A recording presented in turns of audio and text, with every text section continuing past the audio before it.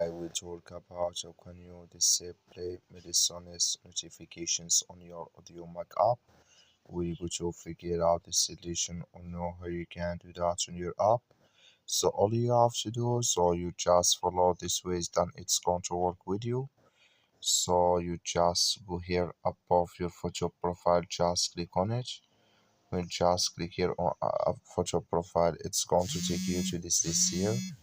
It's going to show for you like this. Then all you have to do, so you just click here on notifications here, just click on it. So then you come to next step here. Then all you have to do, just go down. Then you come here to play Milestones here. Just click in this sign or this color.